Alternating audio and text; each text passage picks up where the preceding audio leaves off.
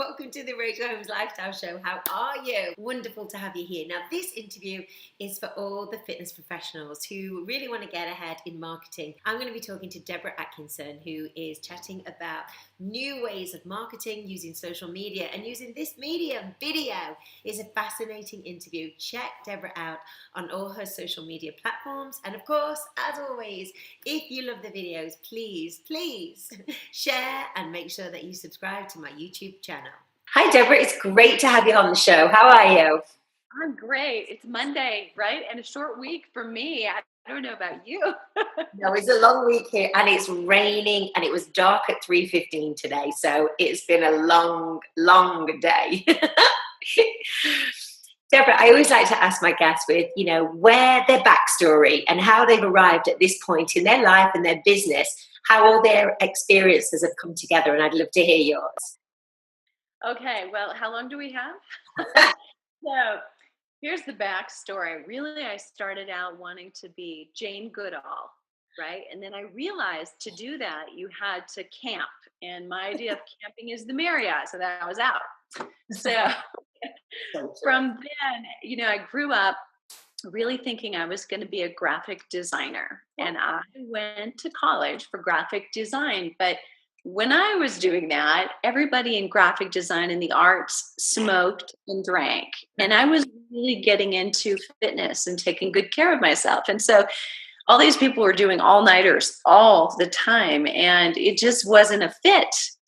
So I jumped across and I started doing a little more dance and exercise. And I just switched my major like that. Had never thought that's where I would go, but I had some excellent teachers. And what I think I thought was, I can do that. I want to make somebody feel this way. I want to empower people just like they're doing for me right now. I never knew I could feel this way. And so that's how it all started. And so 32 years later, I kind of started over at 49. A lot of people get a convertible. And I ditched my safety and security and said, if I'm going to really do this, I'm not going to do it on the side over here. I'm going to take a leap.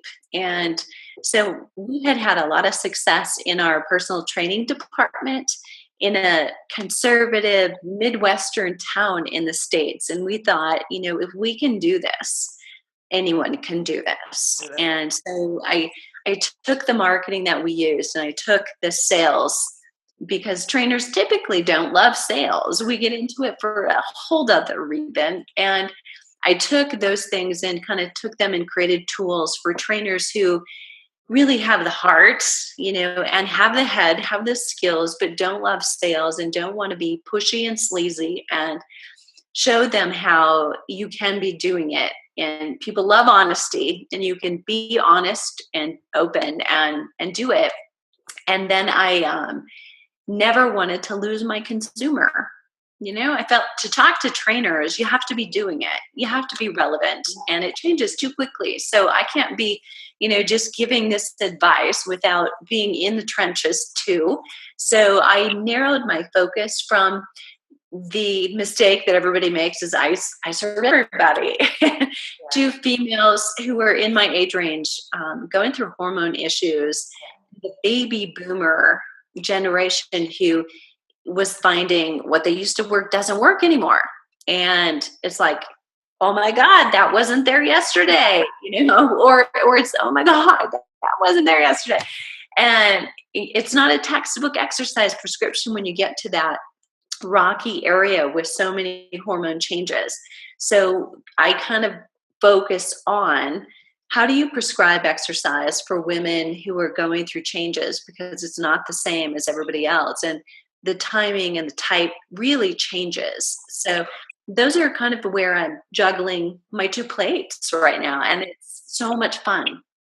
You are doing exactly what myself and probably most of this audience are doing. We're in the trenches, teaching classes, doing personal training, dealing with women of our age with hormonal issues, exactly the same. And we're also running businesses. So it's marrying everything together. And because obviously as we're recording this interview, we're just going into 2017, and the whole landscape has changed, as you know. So many of the audience here will be in fitness for probably 30 years, and are probably in the last year, 2 years, 3 years, have just seen everything change. The whole playing field has changed, and how we get our clients into our business. So I'd love to hear your take on that, and how we can reach that consumer.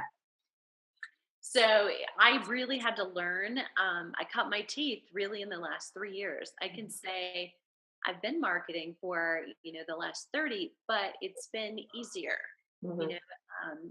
So it was like a big fish in a little pond. Yeah. So all of a sudden now I'm a little fish in this huge world Mm-hmm. globally. Yeah. Mm-hmm. And so I really had to learn to shut this and open these super hard. It's easy to jump in and say, I already know that. I already know my customer. And it pays, I can tell you, to ask questions and just let them tell you.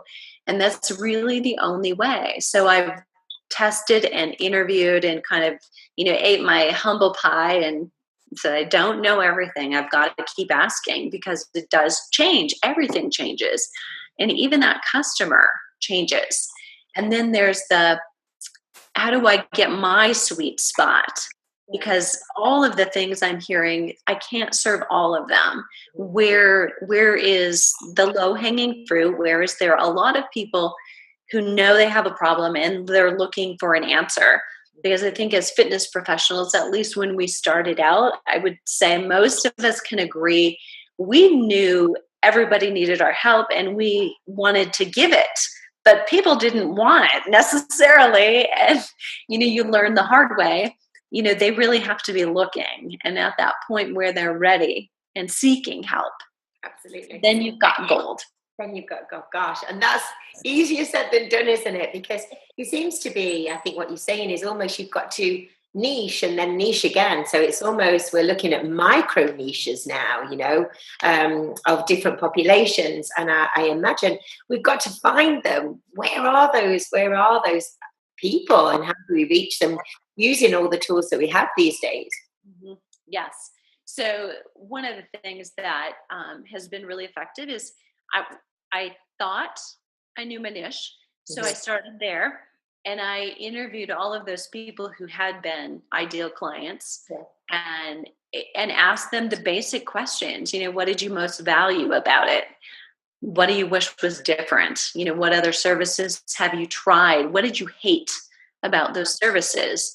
And their answers become marketing copy. It becomes those 3 questions you ask at the beginning. Are you tired of sweaty gyms? Are you tired of, being intimidated when you walk into the gym? And, there's your sales point for online videos or home personal training, if that's what you're doing. So you're looking for, how am I different, without necessarily putting anything else down that's out there as options, because that comes back to bite you. But it's definitely looking for, the age range, the gender, I need to know, if you're my target customer, what do you read? What magazine do you read? What movies do you love on television? I need to know, if you're in the States, I need to know, how did you vote last week? I need to know, why are you upset about this? And all those things, I have to be inside of your head, so that when I imagine you getting naked before you take a shower and you look in the mirror, I need to know what you're thinking. Or when you walk into the closet in the morning to get dressed, I need to know what you're thinking. Wow. And I can write copy to that all day, but I can't I help women who are going through hormone change. That's just too broad. Yeah. Got it. So that's really getting inside. I suppose what you're saying is really getting crystal clear about what your ideal customer client looks like, feels like, smells like, what she watches, her experiences, everything. You've got to kind of be and embody that client. So true. Yeah, that's cool.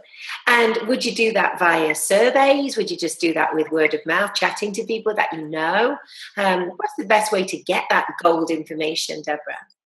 I'll tell you the backdoor way that's really comfortable that doesn't work is everybody wants to, well, can I just email that out? No. You actually have to get on the phone with someone Yeah. or chat like this. You've got to get them in person because they will say things in person that they won't. And then here's the even better way. I did it one-on-one with people who were responding to videos, and offer them a consultation, or not necessarily just people that I knew, because people who don't know you will be much more honest actually than people you've worked with before, or have a third party. So if I was going to interview somebody, I might ask you to connect them on my behalf, but you can say, I'm not working, for Debra. I am a third party. I'm just giving this information to Debra. They're going to be much more honest with you because there's no feeling, women particularly get, I don't want to hurt her feelings, and yet that's the stuff you really need. You need the truth. You need to know. And how many people do you need to know it from? Do you need to, 100 women, 10 women, 5 women, 60 women? What's that magic number? It's a forever project. Forever project. Yeah, but when you start, I would say you want to shoot to get a minimum of 12 and then feel like, okay, I've got some leverage. But 25 is kind of a sweet spot number, because that will really tell you, I have a pattern going on here. These words keep coming up. And so I'll give you one that I just got accidentally on the phone. On the phone yesterday afternoon, someone said to me, I want to get back to me. I said, I don't know what you're going to get from me yet, but I just picked that up. I'm going to use that line. Very good. Yeah. Very And good. that it says it all, right? Yeah. And once you've chatted to your ideal client and you've got it kind of crystal clear and you know everything about her, then how do you go about capturing her into your business? How do you get that netted? Is it via social media? Is it by direct response email? Is it by leaflets, business cards, women's meetings, business groups? Where would you go going into 2017? Yes. That's my answer. Yes. All of them. Yeah. So all of them. And of course, you've got to always have these layers like an onion. You've got to have these pieces. So you're always out there on social media with the purpose of, let's bring them to the email list. Yeah. So on social media, you're talking to them. Mm-hmm. It's a conversation. You're putting some of your information, like your blogs or your articles or videos, out there for them to see and get to know you and your content, and then responding to what their comments are and watching. Are they liking it? Are they sharing it? Yeah. And yet, for anybody watching who thinks your social media isn't working, I can tell you that sometimes you just have people sitting quietly in the back corner. They're not liking and they're not sharing, but they are watching. Yeah. And they will eventually become a customer. Yeah. Some won't, but it will surprise you that, somebody will finally say after they bought, they'll post something in a Facebook group potentially, and it'll be, I've never been a liker, a sharer, or a poster, and I have to tell you, this group is the best thing that's ever happened to me. And, there she was all along, and I never really noticed her. I didn't know her name until she actually purchased something, because she wasn't that kind of a guest. But, be open to that if you are getting some momentum, you are getting some feedback. For every one of those, there's probably another one who's quiet, but there. So keep doing it, because it is those quiet people that really need you the most. That's interesting. So it's regular conversation on social media daily. Yeah. Is it daily posting? Is it 3 times a day? Is it Does it follow that the more you post, the more prolific you are, the more people that will be reading and seeing your information? All great questions. And it depends a little bit on the platform you're on. Yeah. It depends on the expectation that you set up. Okay. So there are people who post very successfully across industries, not just in ours. So they might post up to 10 times a day on Facebook. Yeah. Now you may say, I don't want to set that expectation because I can't do that, even with scheduling. And the truth is, even with scheduling, you're not off the hook because you've got to check in. If somebody asks a question, you do need to check in several times a day. And if the more you post, the more you need to check in, right? So if you can do 4 times a day, or if you can do 2 times a day, whatever it is, you set the expectation when you begin it.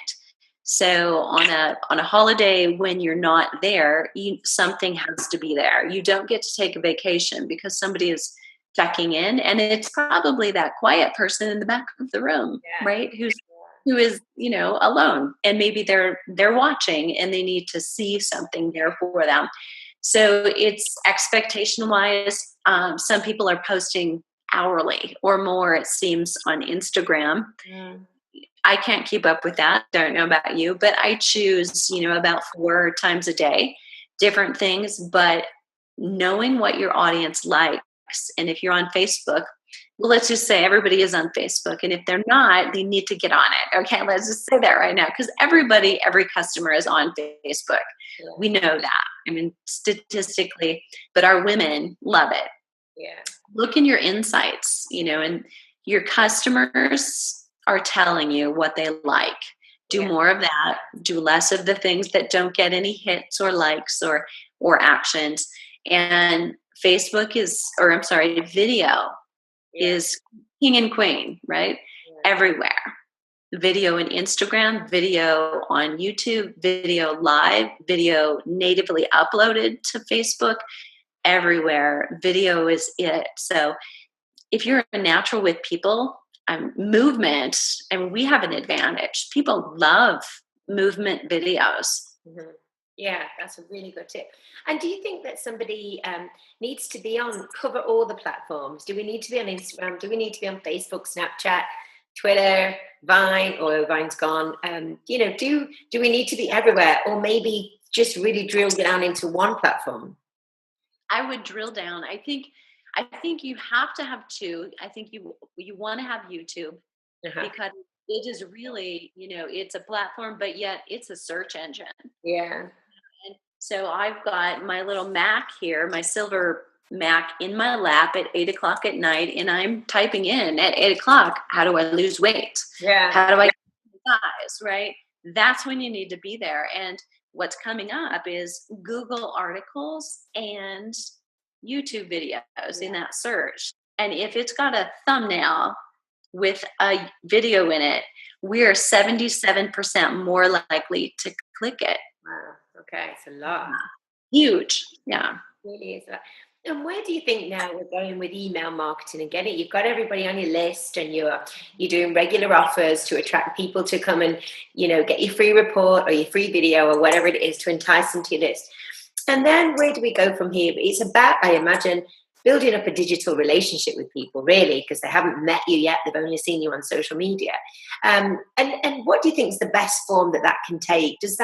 Could that be sending them a YouTube link? Does it have to be text or copy or a mix? Totally a mix.